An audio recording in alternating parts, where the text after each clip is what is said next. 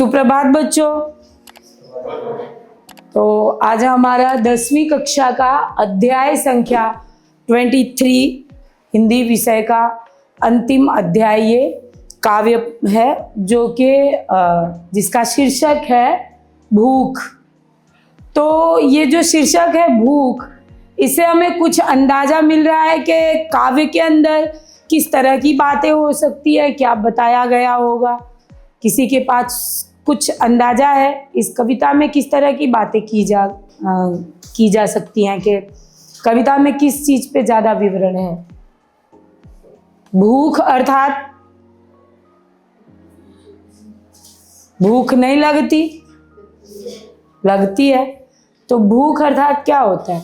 भूख अर्थात क्षुधा की तृप्ति। जब मनुष्य को भूख लगती है, कोई भी जीव हो, मानव हो, जीव जंतु हो, जब भूख लगती है ना, तब वो संघर्ष करने के लिए, परिश्रम करने के लिए अपने आप को तैयार कर लेता है, चाहे वो जिस क्षेत्र में हो, जो भी कार्य करता हो।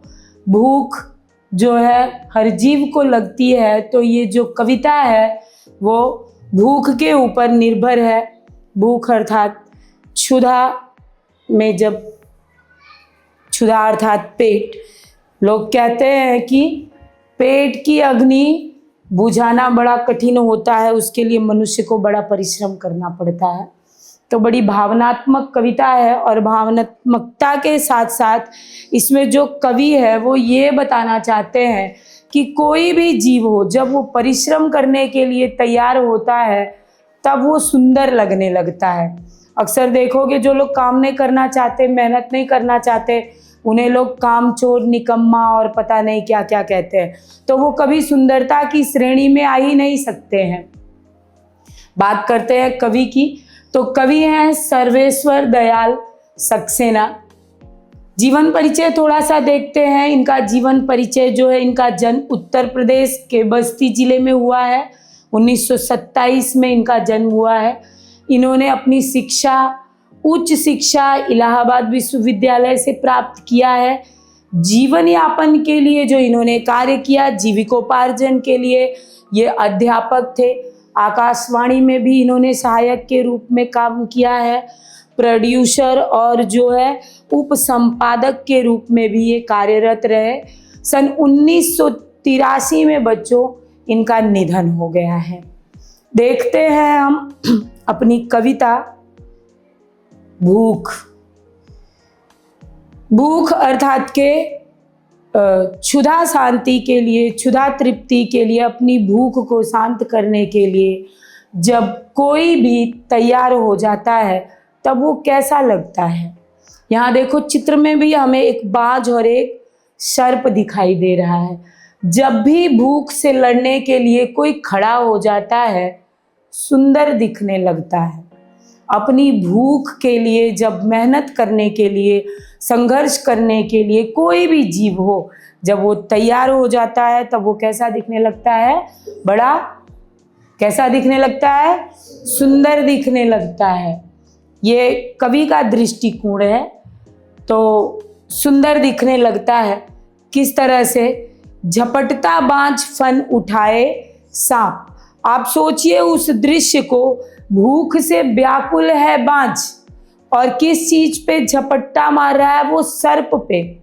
और सर्प क्या करता है? फन उठा के वो भी स्वयं को बचाने के लिए तैयार है। उसकी भी तैयारी है, उसने भी कमर कस रखी है, वो भी फन उठाए तैयार है। तो दोनों ही दृश्य अपने आप में बड़ा सुंदर लग रहे हैं। परिश्रम वहाँ भी है और परिश्रम यहाँ भी है। दो पैरों पर खड़ी, कांटों से नन्ही पत्तियां खाती बकरी। बकरी भी अगर भूख से, अपनी भूख शांत करने के लिए दो पैरों पे खड़ी हो जाती है। बबूल का वृक्ष होता है बच्चों, वो बड़ा कांटेदार होता है, उसमें काफ़ी बड़े बड़े कांटे होते हैं और दोनों तरफ से कांटों का मुंह निकला रहता है। और बबूल की जो पत्तियां होती हैं वो काफ़ी छोटी हैं, बहुत छोटी होती हैं।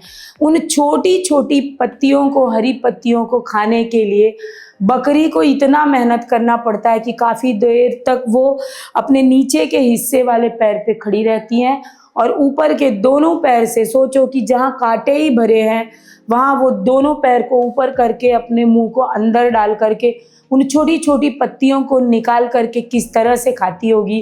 कितना परिश्रम, कितना कठिन परिश्रम है ये उनके लिए उन्हें ही पता है। लेकिन ये दृश्य हमें कितना सुंदर लगता है कि दो पैरों पे खड़ी होकर बकरी उन छोटी छोटी पत्तियों को खा रही है। या फिर इनकी जगह बच्चों, दबे पांव झाड़ियों में चलता चीता। चीता एक ऐसा जानवर है जो काफ़ी मजबूत है, बहादुर होता है, किसी से नहीं डरता। लेकिन भूख एक ऐसी चीज़ है जो उसे भी दुबक के चलने के लिए, दबे पांव चलने के लिए मजबूर कर देता है। ऐसे तो वो दहाड़ के चले, किसी से उसको डर नहीं है, कोई भय नहीं है। लेकिन भूख एक ऐसी चीज़ है, अगर वो दहाड़ के चलेगा, चिल्ला के चलेगा, तो बाकी के जो जीव जंतु हैं उनको आभास हो जाएगा कि चीता आ रहा है, तो वो क्या करेंगे, भाग खड़े होंगे, तो उनको उनका भोजन नहीं मिलेगा। इसलिए वो क्या कर रहा है, दबे पांव झाड़ियों में चुपके, मतलब धीरे धीरे चलता है। क्यों दबे पांव चलता है दहाड़ने वाला चीता? दबे पांव क्यों चलता है?